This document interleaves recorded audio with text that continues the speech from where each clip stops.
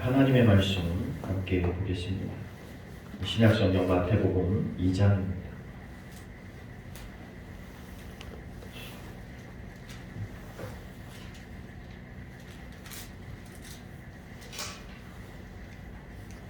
마태복음 2장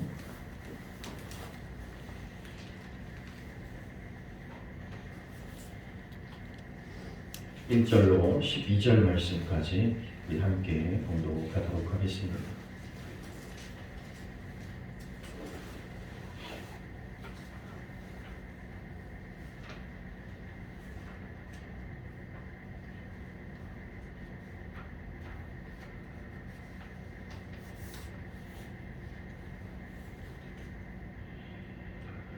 마태복음 2장 1절부터 12절까지 제가 한 절, 여러분이 한 절 교독하시면서 봉독하겠습니다. 제가 먼저 읽겠습니다.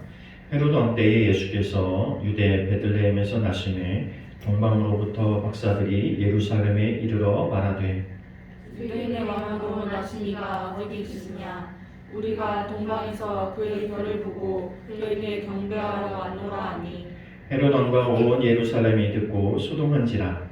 왕이 모든 대제사장과 백성의 서기관들을 모아 그리스도가 어디서 나겠느냐 부르니 이르되 유대 베들레헴이 오니 이는 선지자로 이렇게 기록된 바 또 유대 땅 베들레헴아 너는 유대 고을 중에서 가장 적지 아니하도다. 내게서 한 다스리는 자가 나와서 내 백성 이스라엘의 목자가 되리라 하였음이니이다. 이에 헤롯이 가만히 박사들을 불러 별이 나타난 때를 자세히 묻고 베들레헴으로 보내며 이르되 가서 아기에 대하여 자세히 알아보고 사건은 내게 구하여 나도 가서 그에게 경배하게 하라. 박사들이 왕의 말을 듣고 갈새 동방에서 보던 그 별이 문득 앞서 인도하여 가다가 아기 있는 곳에 곧 위에 머물러 서 있는지라. 그들이 별을 보고 매우 크게 기뻐하고 기뻐하더라. 집에 들어가 아기와 그의 어머니 마리아가 함께 있는 것을 보고 엎드려 아기께 경배하고 보배함을 열어 황금과 유황과 모략을 예물로 드리니라. 그들은 꿈에 헤롯에게로 돌아가지 말라 지시하시마다 다른 길로 고국에 돌아가니라. 아멘. 기도하겠습니다. 하나님, 은혜와 사랑을 감사합니다. 이 땅에 사람의 모습으로 오셔서 우리에게 은혜를 베풀어 주심을 인하여 감사합니다. 오늘 이 땅의 모든 성도들이 감사함으로 예배하며 찬양을 올려드립니다. 하나님, 참으로 어둡고 암울한 시대를 살아가고 있습니다.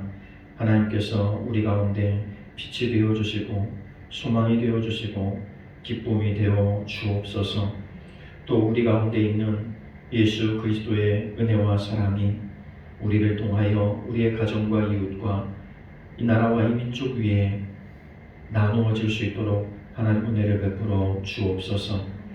이 시간도 어려운 환경과 여건 가운데서 땀 흘리며 하나님을 기억하는 수많은 사람들이 있습니다.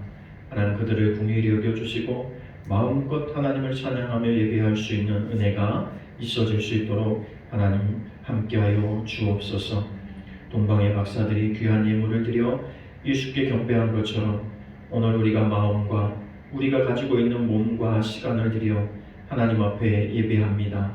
하나님께서 우리의 예배를 받아 주옵시고 하나님께서 베푸시는 은혜가 우리 가운데 마음껏 경험되어질 수 있도록 은혜를 더하여 주옵소서. 성령께서 이 시간 함께하여 주시고 우리가 성령을 통하여 함께 교통하는 귀한 시간이 되게 하여 주옵소서. 우리 주께서 우리 가운데 함께 하시기를 원하며 예수님의 이름으로 기도하옵나이다. 아멘.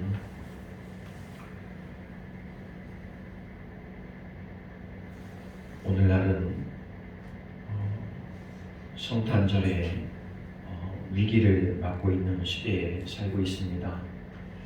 미국과 유럽에서는 성탄절의 이름을 바꾸기 위해서 많은 사람들이 법안을 제출하고 바꾸려고 애쓰고 있습니다. 얼마 전에도 여러분 혹시 뉴스를 보셨다면 아시겠지만 성탄절을 바꾸자는 거예요. 왜냐하면 특정 종교의 특정인만을 경배하고 휴일을 만드는 것이 옳지 않다는 거예요. 그래서 유럽이 기독교 국가였잖아요, 그죠? 미국이 기독교 국가였잖아요. 그런데도 불구하고 그 가운데서 그런 운동이 일어나고 있는 거죠. 그래서 뭐 기쁜 날, 좋은 날, 행복한 날, 뭐 이름을 달리 하자는 거예요.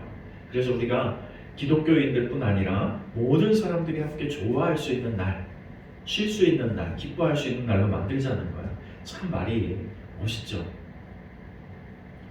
예수 안 믿는 사람들 입장에서 보면 지극히 옳은 말 아니겠어요, 그죠? 그럼 우리나라도 여전히 마찬가지입니다.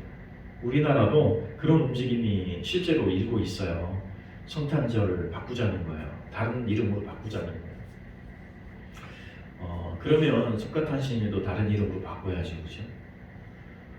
근데 유독 왜 기독교에 대해서만 그런 일들이 일어나고 있는가 생각해 보면 우리가 너무나 잘 알고 있는 거죠. 사단이 예수님께서 경배를 받으시고 하나님이 계시다는 사실을 굳이 인정하고 사람들이 믿는 걸 원치 않는 거예요. 그러니까 이런 부분들에 대한 도전이 굉장히 강하잖아요. 그럼 다른 종교에 대한 이야기들이 이렇게 도전받는 경우는 없잖아요. 왜 유독 기독교만 모든 종교로부터 지탄의 대상이 되고 표적이 되고 있는가 생각해보면 역으로 우리가 가장 옳은 삶을 살고 있기 때문이라는 거예요. 그러니까 역설적인 거죠. 다 남들이 비판하지만 그것이 옳은 거예요. 다수가 찬성한다고 해서 모든 게 옳은 것 아니라는 거예요. 하나님의 뜻은 다수와 반하는 경우가 굉장히 많습니다. 그래서 하나님의 뜻을 따라 사는 사람들은 늘 고난의 연속이었던 거예요. 코로나19라고 하는 상황 속에서 우리는 더 많은 사람들이 고통당하는 시대를 보고 있어요. 그냥 살아도 어려운데 코로나19라고 하는 상황 속에서 얼마나 어려운 사람들이 많이 생겼냐고 말이에요.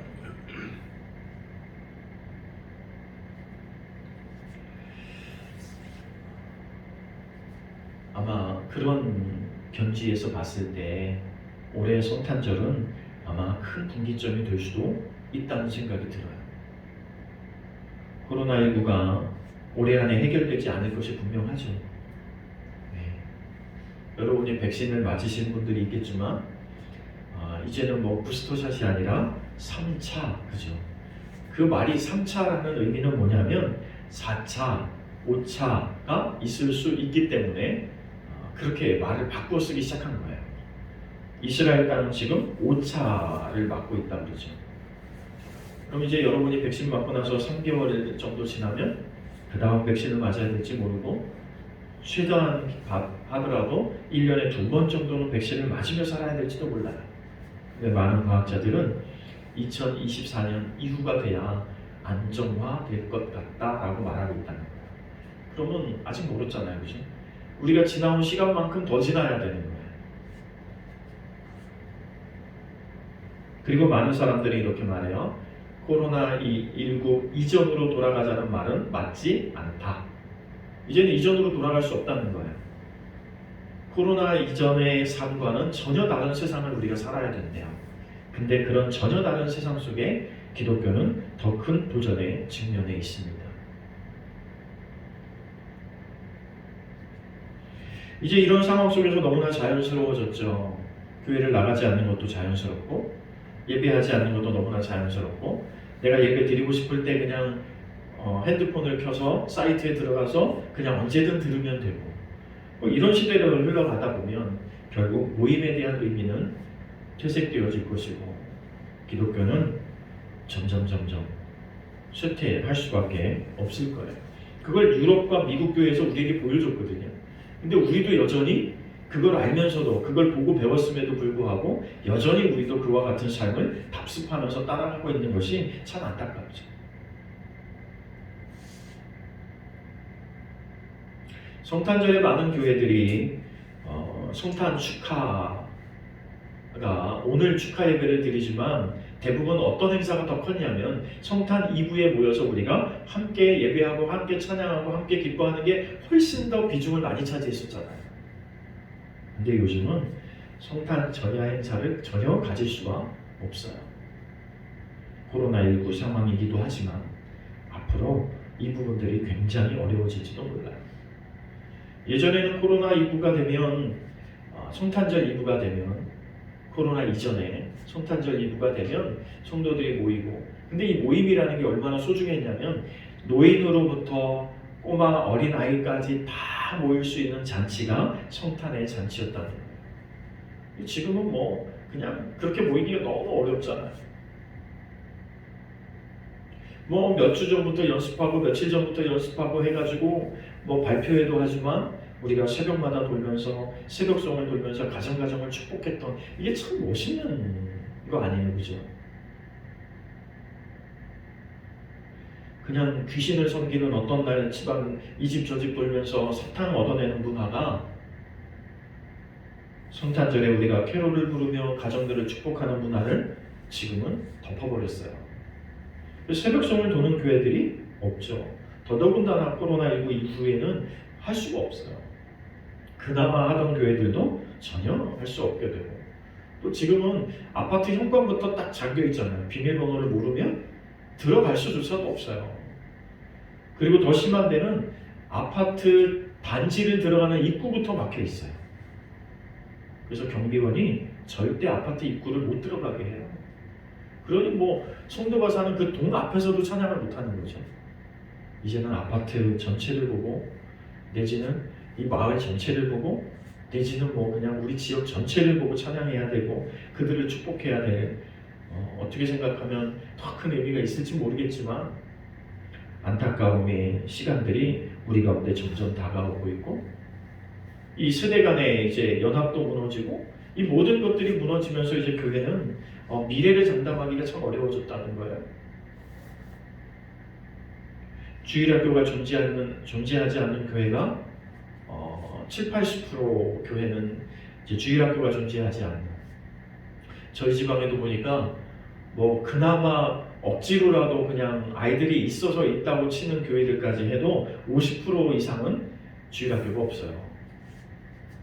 그러면 이 기독교는 앞으로 20년, 30년 후에 어떻게 될까? 그죠?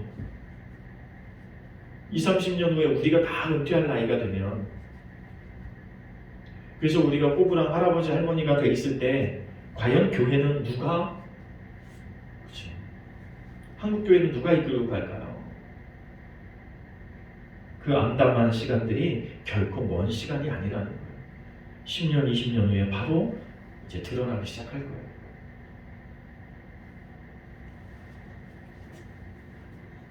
많은 이유가 있겠지만 오늘날 믿음의 가정들도 여전히 무너지는 시대에 살고 있고, 많은 교회들이 무너지는 시대에 살고 있고, 성탄절이 무슨 기독교의 그냥 하나의 의미지 우리와 무슨 상관이 있냐고 하는 이 시대에 우리가 직면한 우리 입장에서 보면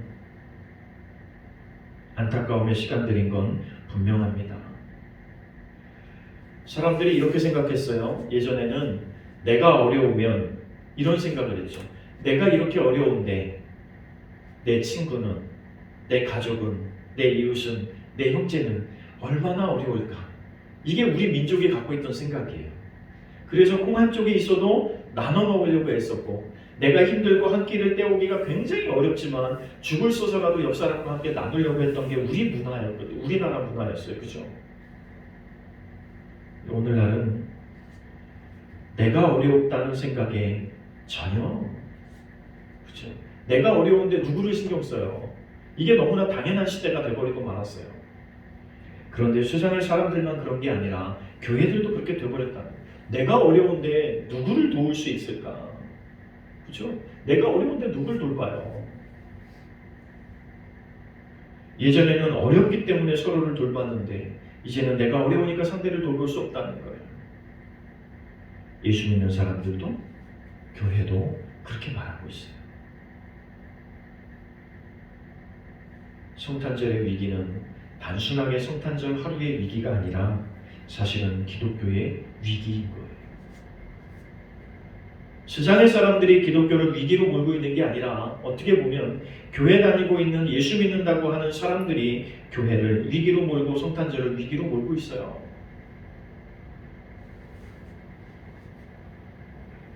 올해도 여전히 성탄절이라고 하는 절기는 우리에게 다가왔습니다. 세상은 여전히 휘황찬란합니다. 그럼 서울의 명동에 무슨 백화점 본점, 그죠? TV에 나오잖아요. 무슨 백화점, 무슨 시점, 이런 데는 굉장히 화려하잖아요. 사람들이 그 화려함 속에 취해서 야 좋다라고는 하지만 그 불빛이 좋고 그 화려함이 좋은 거지 예수가 누구인지는 관심이 없다.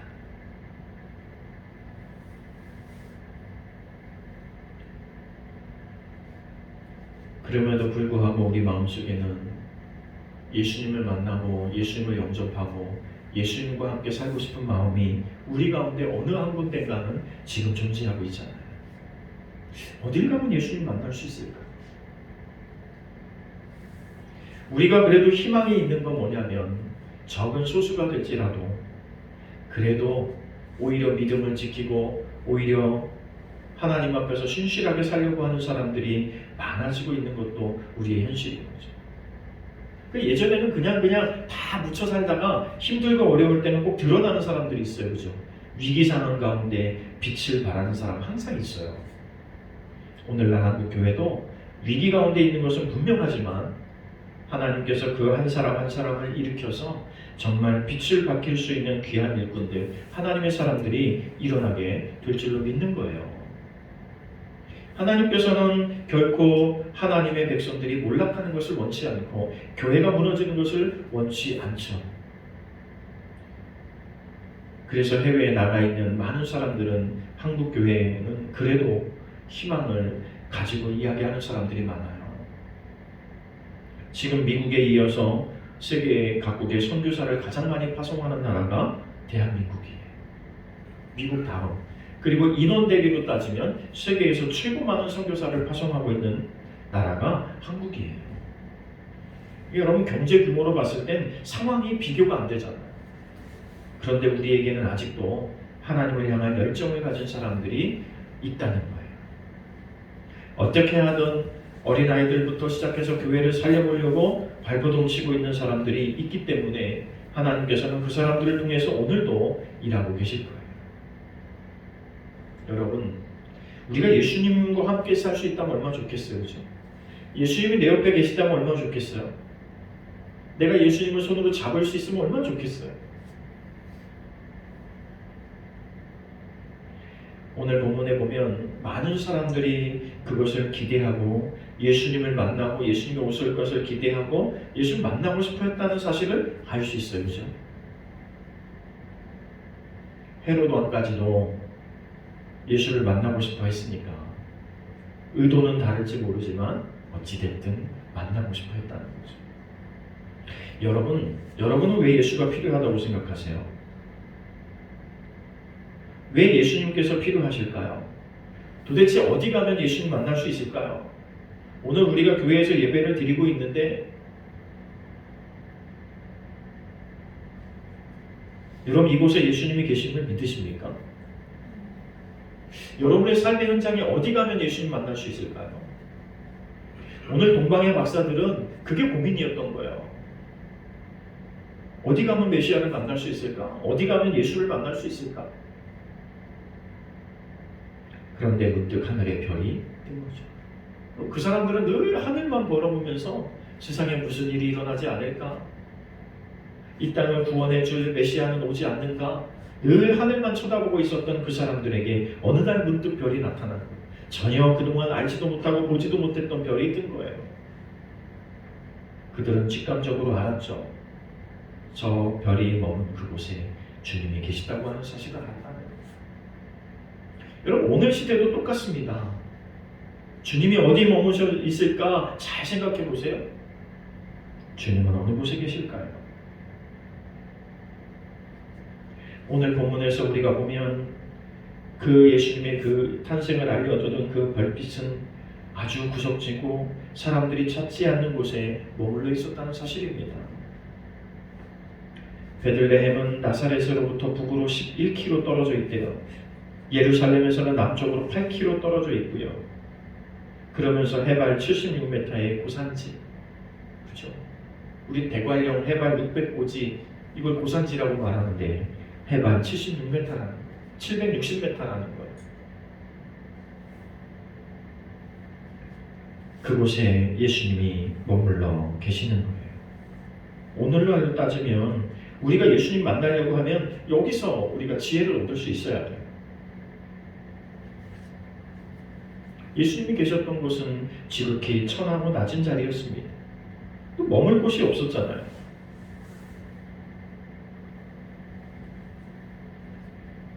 오늘날도 많은 사람들이 예수 믿는다고 하고 많은 사람들이 교회 다닌다고 하고 많은 사람들이 성탄절을 축하하는 것 같지만 잘 생각해 보면 그 가운데 예수님이 계실까 생각할 때 안타까움도 많잖아요. 거리마다 성탄 트리가 있고 뭐 메리 크리스마스라고 써있는데 메리 크리스마스가 무슨 뜻인지도 모르면서 메리 크리스마스 하고 있는 세상 가운데서 메리 크리스마스 성탄의 주인공이 누군지도 전혀 모르는 상황 속에서 사람들은 그저 그냥 인사로 메리 크리스마스 하고 있는 거예요. 그냥 그걸 단순한 인사인 줄 알고 하고 있는 거죠. 의미가 없어요.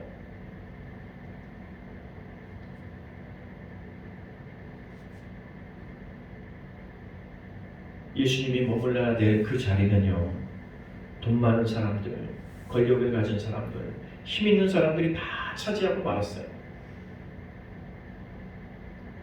요셉과 마리아가 방을 찾으러 갔을 때 방이 없었다는 거예요. 그럼 오늘날도 그렇지만 우리도 가끔 그러잖아요. 여름이나 휴가철에 막 어디 놀러 가려고 하면 성수기 때는 어떻게 돼요? 집값이 방 하루 자는 값이 막 2배, 3배, 뭐 어떤 경우는 막 10배씩, 그죠? 제야의 종소리를 들으려고 그 자리값이 10배, 20배를 뛰는 이런 시대에 우리가 살아가고 있지만 그런 환경 속에서 살아간다고 내가 뭐 이 자리를 차지했다고 큰소리치며 행복해야 할지 모르지만 오히려 예수님은 머물 자리가 없었다는 거예요. 오늘도 우리가 수많은 사람들이 성탄을 축하한다고 말하면서 예수님이 전혀 머물지 못하는, 예수님이 전혀 계시지 않는, 예수님과는 전혀 상관없는 성탄절을 우리가 보내고 있다면 회개해야 합니다. 오히려 예수님이 머물러야 될 그 자리를 우리가 빼앗고 있는 건 아닌지. 예수님은 비어있는 곳, 여러분 마국간 구유에서 나셨다는 건 뭐예요? 마국간에 그나마 말이 있거나 소가 있었다면 그나마도 예수님 그곳에 못 머물렀어요. 생각해 보세요. 그 구유가 뭐예요? 말이 먹이를 먹는 밥그릇이에요. 그곳에 예수님이 이게 나셨다는 건 뭐예요? 그곳 자체로 그나마도 없었으니까 그게 가능했던 거예요. 말이 밥 먹어야 되면 못 가요. 예수님이 머물 곳은요, 그냥 아무도 없는 비어있는 곳, 그곳뿐이었다는 거예요.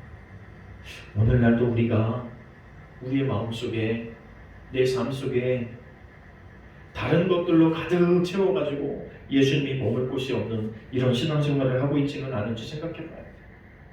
우리의 중심에, 내 중심에, 우리의 가정의 중심에 예수님이 계셔야 되는데 다른 것들로 가득 채워놓고 예수님은 어디 머물 곳이 없어갖고 그냥 머문 앉을 자리도 없고 자리 잡을 데도 없이. 여러분 언제 어디 가셔가지고 그런 거 경험해 보신 적 있어요? 기껏 손님 초대해서 갔는데 안내도 없고 안내도 안 해주고 내가 어디 있어야 될지도 모르고 내가 여기를 왜 왔는지 삐죽삐죽 그러고 있을 때 참 난처하잖아요. 누군가 와가지고 오셨냐고 어떻게 오셨냐고 좀 물어보고 자리를 안내해주면 되게 좋을 텐데 오라고 해서 가기는 했는데 그런 게 없을 때 참 난처하더라고요. 그래서 한쪽 구석에 앉아있다 보면 나중에 갑자기 순서 같은 사람 막 찾을 때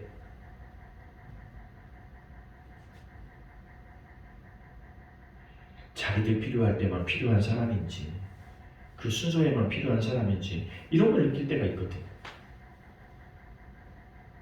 예수님은 어땠을까요? 예수님이 오신 목적은 너무나 분명한데, 그리고 구약에서부터 나세렛, 베들레헴, 하나님께서 구약에서부터 계속 예언되어져 왔던 이야기잖아요. 베들레헴아,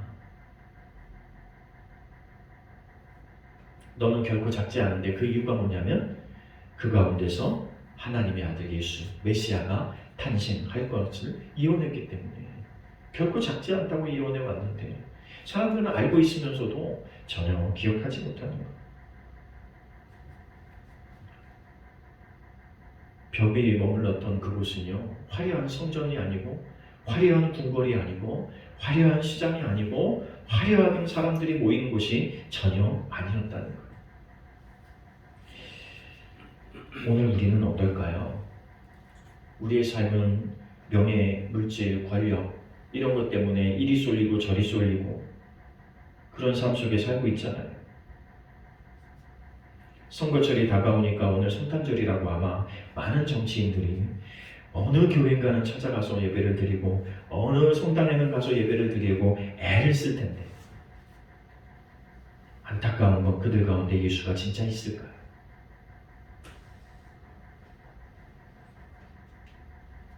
2000여 년 전에는 그랬다 치고, 그러면 오늘은 그 예수님이 어디에 계실까요? 오늘 다시 별이 떠가지고 예수님이 계신 곳으로 안내한다면 과연 이 별은 어디로 갈까요? 우리는 그 별이 머무는 그곳에서 예수님 만날 필요가 있어요. 코로나19라고 하는 상황 속에서 내가 어렵죠. 시대를 살아간다고 하는 것이 내가 불편하고 굉장히 어렵습니다. 그런데 예수님이 찾으신 그곳은 그보다 더 어려운 곳을 찾았다는 거예요. 오늘 내가 살아가고 있는 시대가 어려운 게 분명합니다. 우리 교회가 어려운 것도 분명하고 우리가 한 사람 한 사람 살아가기가 참 버거운 거 분명합니다. 그런데 여러분, 예수님이 계시는 곳은 어디였냐면 그보다 더 어려운 곳에 예수님이 머물고 계시다는 사실을 기억해야 돼요. 그럼 우리 예수 찾으러 백화점으로 갈 게 아니라 오늘날도 숨은 곳에서 애쓰고 수고하는 그들 가운데 예수님이 계실 거라는 걸 너무나 지극히 당연하게 우리는 깨달을 수 있는데 말이죠. 오늘도 우리는 화려한 불빛 속에서 예수님 찾으려고 해요. 화려한 인맥 속에서 예수님 찾으려고 해요. 돈이 있는 곳에서 예수님 찾으려고 해요. 어려운 건, 나 역시 어려운 건 분명하지만 서두에 말씀드린 것처럼 우리가 머물러야 될 곳은 내가 어려우면 나보다 더 어려운 사람이 있다는 거예요. 여러분, 나 자신에게 한번 이렇게 말해보세요. 손을 얹고 말해보세요. 내가 어려우면 나보다 더 어려운 사람이 있다. 이건 분명한 사실이에요, 여러분. 우리 교회가 크지 않고 어렵고 힘겹게 살아간다고 말할 수 있지만, 그러나 이 시대에 지금 이 상황 가운데 우리보다 더 힘들고 어려운 상황에 놓여있는 교회들은 얼마든지 있다는 거예요. 그래서 어떻게 보면 이 예수님이 우리 교회에 안 계실지도 몰라요.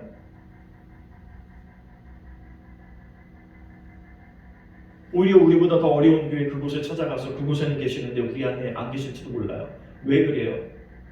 우리가 우리보다 어려운 이웃들을 통해서 시선을 그곳에 두지 않으면, 교회 공동체가 존재하는 목적은 예수 그리스도의 복음을 전하는 거예요. 그런데 그 매개체가 뭐예요? 우리보다 힘들고 어려운 사람들을 품에 안는 거예요. 세상 가운데서 시리에 빠지고 고난 가운데 있는 사람들을 안아주는 거예요. 그들 가운데 같이 가서 내가 너희들과 함께 머물게 라고 말해주는 거예요. 예수님이 이 땅에 오신 그 목적과 그 위치와 그 상황을 잘 보면 너희가 힘들고 어려운데 내가 너희와 함께 할게 라는 증거가 바로 예수님이 오신 그 달이에요. 여러분, 친구는 어려울 때 함께하는 친구가 진짜 친구죠. 좋을 때는 누가 함께 못합니까? 그죠? 내가 넘칠 때는 뭘 함께 못하겠습니까? 그런데 진짜 사랑은요, 내가 힘들고 어려움을 감내하는 게 진짜 사랑이고, 어려울 때 내가 그를 안아주고 등을 두들겨 줄 수 있는 게 그게 친구고 그게 사랑이죠. 예수님께서 이 땅에 오셔서 내가 너의 생명의 떡이야 라고 말씀하실 때는 그들이 얼마나 먹고 살기 힘든지를 아셨기 때문에 그렇게 말씀하신 거예요. 내가 너의 생명의 물이야 라고 말씀하실 때는 그들이 물 하나를 얻기 위해서 얼마나 고생하는지를 아셨기 때문에 그에게 내가 생명의 물이 된다고 말씀하신 거예요. 그냥 단순하게 예수님을 멋있게 보이려고 그렇게 말씀하신 게 아니라는 거예요. 베들레헴은 떡방앗간 떡집이라는 뜻이에요. 왜 예수님 베들레헴에 오셨냐면 우리에게 생명의 떡을 주러 오셨다는 것을 친히 보여주신 거예요. 야, 네가 굶주리고 살기 어려운 거 내가 알아.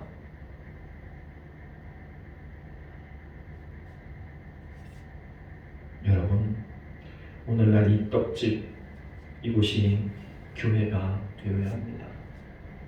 누구든 오면 나눌 수 있고, 누구든 오면 먹일 수 있고, 누구든 오면 품을 수 있는 곳, 바로 이것이 교회가 돼요. 이게 교회 사명인데요. 근데 오늘날 많은 교회들이 가려서 사랑을 받아요. 그렇죠? 선교도 가려서 해요. 우리한테 잘하는 사람은 선교비 계속 주고, 우리한테 잘 못하는 것 같으면 선교비 끊는 거예요. 여러분, 이게 옳은 일 아니잖아요. 그렇죠?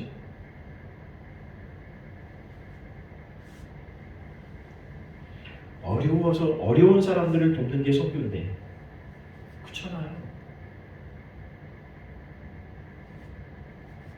가끔 너무나 가슴이 아프고 안타까울 때가 있어요. 선교 편지를 보내서 도와달라고 하는 사람들은 무수히 많아요. 근데 뭐 그들을 다 돌아볼 수는 없는데, 그런데 정말 가슴이 아픈 건 내가 아는 사람인데, 내가 알고 있는 사람인데 내가 도울 수 없을 때 참 가슴이 아파요.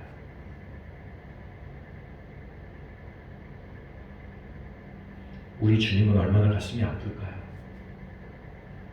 내가 그들 가운데 함께해서 그들을 도와야 되는데, 내가 그들 가운데 함께해서 손을 잡아야 되는데, 그걸 사명을 교회에게 줬는데 어린 그 사람들에게 손을 잡아주고 그 사람들을 위로하고 격려하라고 교회에 사명을 주신 건데, 그 복음을 가지고 오늘날 교회가 내 살기 바쁘고 나를 유지하기 바쁘다고 하는 핑계에, 그럼 여러분 그 큰 교회의 건물을 유지하느라고 애쓰지 말고, 그렇잖아요.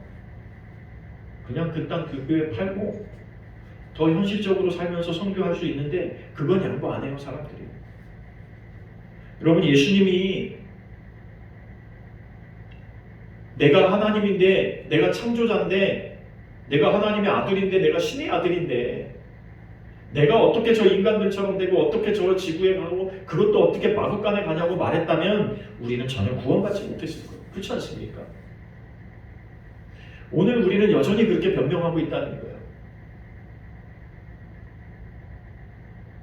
나를 조금만 더 낮추어서, 나를 조금만 더 낮은 곳에서 사람들을 바라본다면 우리는 더 많은 사람들을 바라보고 더 많은 사람들에게 위로와 격려를 줄 수 있는 사람 반드시 될 수 있을 거예요. 특별히 코로나19로 살아가고 있잖아요. 우리가 코로나 검사 받는 데 가가지고 불편하고 짜증나고 스트레스 받지만, 여러분, 더 스트레스 받고 힘든 사람들은요, 매일 줄 서 있는 사람들, 검사해야 내야 되는 사람들, 그 사람들 아니에요. 나는 아무리 줄을 많이 서도 한 번 하고 오면 돼요. 근데 그 사람들은 매일 겨울에는 추위에 떨면서, 여름에는 너무나 더운 데서, 내가 불편한 건 아무것도 아니에요. 사실은 따지고 보면 그 사람들이 불편한 거 생각해 보면,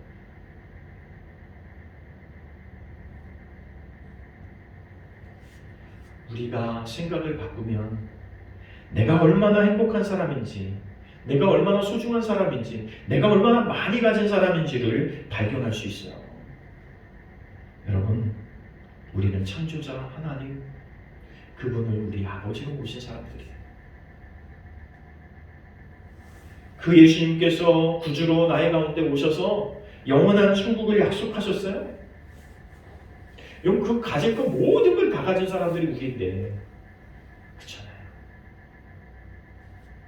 우리가 이 사랑과 이 받은 은혜를 나눌 수 없다면 나는 예수님과는 함께 머물 수 없는 사람인지 몰라요.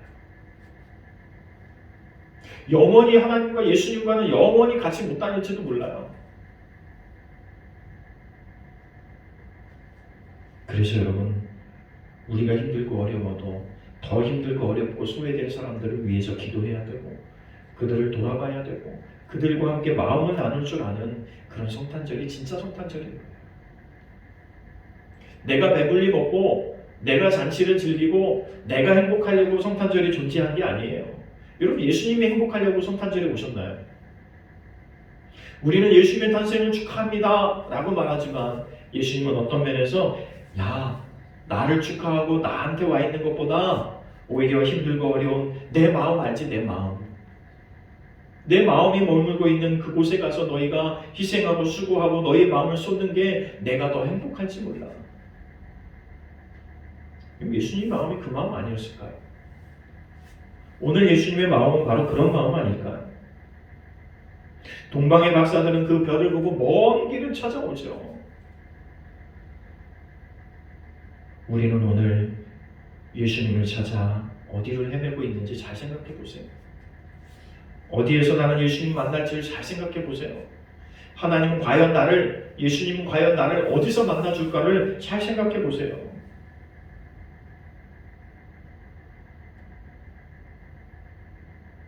2000년 전에 오셨던 예수님은 그렇게 오셨는데 이 땅에 다시 오실 예수님은 우리가 어디에서 만날 수 있을까요? 예수님이 다시 오신다면, 오늘 예수님이 진짜로 다시 오신다면 그 예수님 어디에서 만날 수 있을까요? 내 삶의 현장 그곳이 과연 어디일까요? 난 뭐하다 예수님 만날까요? 지금 이 시간에 예수님 오신다면 적어도 우리는 하나님 앞에 예배하다 예수님 만나니까 할렐루야죠. 그렇잖아요. 오늘 예배하다가 예수님 만나서 예수님과 함께 천국 가면 진짜. 그런데 오늘이 아니라 월요일이 됐건 화요일이 됐건 수요일이 됐건 목요일이 됐건 금요일이 됐건 그때 예수님 오실 때 나는 과연 어디에 있을까요? 뭐 하고 있을까요? 여러분, 2000년 전에 오셨던 예수님 머물 곳이 없었지만 다시 오실 예수님을 영접할 수 있는 내 마음, 내 삶의 터전은 우리가 예비해야 된다는 거예요. 예수님을 기쁘게 맞이할 수 있는 그 삶의 터전에서 내가 지금 애쓰고 수고하면서 힘들게 어렵게 살아가고 있는 것이 분명하지만 직장 다니고 사업하고 장사하고 많이 어려운 거 사실이지만 여러분, 그 가운데 예수님이 계시기를 바랍니다. 예수님과 함께 하시길 바랍니다. 예수님이 하고 싶어하는 그 현장에 여러분이 함께 계시면 좋겠어요. 여러분이 예수님이 있고 싶어하는 그곳에 여러분이 가셨으면 좋겠어요. 그게 예수님 소원이에요. 내가 지금 어디 가고 싶은데, 내가 어딘가에 머물고 싶은데 너희가 좀 대신 가주지 않을래? 그게 오늘 예수님이 우리에게 주시는 음성이 아닐까요? 오늘 우리는 예수님을 과연 어디서 만날 수 있을까? 잘 생각해 보시고 예수님을 계시다고 인도하는 그 별빛 그곳이 어디에 있을까? 성탄절을 맞이하면서 우리의 모습을 되돌아보고 진정한 경배, 진정한 찬양을 돌려드릴 수 있는 그 삶의 터전이 되시길 바라고 여러분의 가정이 되시길 바라고 여러분의 친구와 이웃과 사는 여러분의 세상, 여러분의 삶의 주변이 되어줄 수 있기를 간절히 바라고 그곳에 여러분이 계시기 때문에 예수님이 계실 수 있다는 사실을 기억하십시오. 여러분을 통해서 예수님 그곳에 계시는 거예요. 다른 사람이 예수 안 믿어도 상관없죠. 여러분 때문에 예수님이 그곳에 계시면 돼요. 그럼 그 사업자는 나 때문에 잘 되는 거고, 내가 가는 직장은 나 때문에 잘 되는 거고, 내가 다니는 학교는 나 때문에 복을 받는 거고, 그게 복의 근원이라고 말씀하신 거 아니에요? 예수님이 함께하는 사람들의 삶은 그런 거예요. 남들이 뭐라고 말하든 상관하지 말고 야, 나 때문에 예수님이 여기 계시다는 사실을 기억해. 이런 자부심을 갖고 사는 거예요. 여러분, 우리 가정은 나 때문에 예수님 여기 계시는 거예요. 우리 교회는 우리 때문에 예수님 여기 계시는 거예요. 우리가 살고 있는 음성, 이 맹동 지역, 이곳은 나 때문에 예수님 계시는 거예요.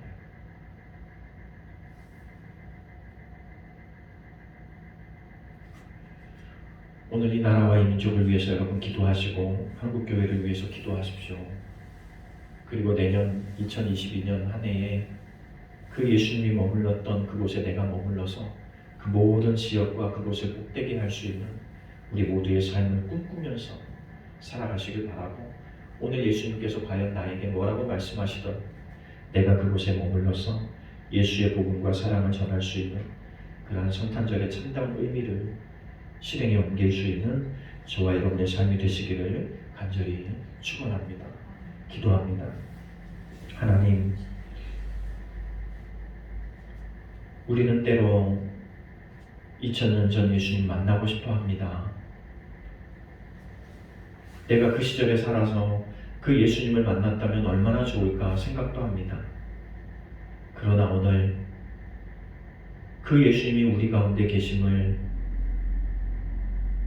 믿게 하여 주시고 체험하게 하여 주옵시고, 우리 가운데 계시는 그 예수님을 나눌 수 있는 더 행복한 자리에 내가 머물고 있음을 하나님 깨닫게 하여 주옵소서. 많은 사람들이 힘들고 어렵고 버거워하는 시대를 살아가고 있습니다. 하나님, 내가 힘든 것도 사실이지만 그러나 예수님이 나와 함께 하시고 나는 예수님을 통해서 복을 받은 자니, 그리고 예수님을 통해서 영원한 생명을 소유한 사람이니, 예수님을 통해서 영원한 천국을 소유한 사람이니, 하나님, 이 은혜와 사랑을 더 많은 사람들과 나눌 수 있는 은혜가 있어지게 하여 주옵시고, 예수님의 마음이 머문 그곳에 우리의 마음이 머물 수 있도록 도와주시고, 예수님이 가고자 하는 그곳에 내 발걸음이 옮겨질 수 있는 은혜가 하나님 있게 하여 주셔서 이 연말 연시에 더 힘들고 어려운 이들을 통해서 그들을 위로하며 격려하게 하시고 그들에게 사랑을 나누게 하시고 그들을 위하여 기도할 수 있는 우리 교회와 성도들이 되어줄 수 있도록 하나님 역사해 주옵소서. 그래서 주님 만날 때 그곳에서 주님을 함께 만날 수 있는 은혜가 우리 가운데 있게 하여 주옵소서. 주께서 우리 가운데 함께 하시길 원하며 감사하며 예수님의 이름으로 기도하옵나이다. 아멘. 나는 전능하신 아버지 하나님, 천지의 창조주를 믿습니다. 나는 그의 유일하신 아들 우리 주 예수 그리스도를 믿습니다. 그는 성령으로 잉태되어 동정녀 마리아에게서 나시고 본디오 빌라도에게 고난을 받아 십자가에 박혀 죽으시고 장사한 지 사흘 만에 죽은 자 가운데서 다시 살아나셨으며 하늘에 오르시어 전능하신 아버지 하나님 편에 앉아 계시다가 거기로부터 살아있는 자와 죽은 자를 심판하러 오십니다. 나는 성령을 믿으며 거룩한 공교회와 성도의 교제와 죄를 용서받는 것과 몸의 부활과 영생을 믿습니다. 아멘. 예, 광고 말씀 드립니다. 우리를 구원하시기 위해 이 땅에 오신 예수님의 탄생을 축하하는 성탄절입니다. 은혜와 사랑을 기억하고 그 사랑을 나누고 전하는 사명을 감당하는 교회와 성도들이 될 수 있도록 우리가 함께 애쓰고 수고하고 기도해 주시기 부탁을 드립니다. 내일 주일은 2020년도 마지막 송년 주일입니다. 목사 입장에서는 예배를 2번 드리는 게 힘들게 생각할 수 있지만 여러분들을 연 이틀 본다는 게 저는 굉장히 행복합니다. 그래서 여러분 유종의미라는 것도 있고, 그죠? 마지막과 시작이 사실은 굉장히 중요해요. 그래서 여러분들이 꼭 함께 예배할 수 있게 부탁을 드리고요. 교회가 예배 회복과 또 성장을 위해서도 기도해 주시고요. 내년에는 저희 교회가 20년 뭐 했는지 20년 지났는지 잘 모르겠어요. 그러나 20년이 돼버렸어요. 이것도 하나의 은혜죠. 사실은 생각해보면 2년을 못 버티는 교회들도 많고 참 어려운 가운데서 고난 가운데서 있는 교회들도 많은데 그래도 하나님께서 은혜를 베푸셔서 저희들을 20년 동안 이렇게 오게 하셨어요. 그러니까 뭔가 좀 특별한 마음을 가지고 내년 한 해 우리가 조금 더 기도하고 우리 교회가 조금 더 성장할 수 있도록, 그래서 우리가 좀 더 많은 마음을 쏟아서 선교도 하고 다른 사람들을 도울 수 있는 교회로 서갈 수 있도록 그렇게 기도해 주시기 부탁을 드리고요. 2022년도 달력이 저 뒤에 있습니다. 여러분 꼭 한 부씩 가져가실 필요는 없어요. 더 가져가셔도 돼요. 그리고 나눌 분들에게 나누셔도 되고요. 그래서 함께 하셔서 그를 통해서도 하나님의 복음이 전파되고 또 함께 사랑을 나눌 수 있으면 좋겠어요. 그래서 잘 활용하시기 부탁을 드리고요. 요즘 달력들을 많이 안 한다면서요. 그래서 교회는 어렵지만 그래도 우리는 해야 되겠다 그러면 그런 생각을 가지고 했어요. 그래서 잘 활용하시면 좋겠고요. 예, 카렌다에다가 하나님의 꿈은 반드시 이루어진다 아예 새겨놨으니까 우리가 365일 하나님의 꿈은 이루어진다 나를 통해서 그런 꿈과 비전을 가지시고 한 해 동안 또 멋지게 승리하실 수 있도록 잘 활용하시면 좋겠습니다. 예, 우리 다 자리에서 일어나시겠습니다.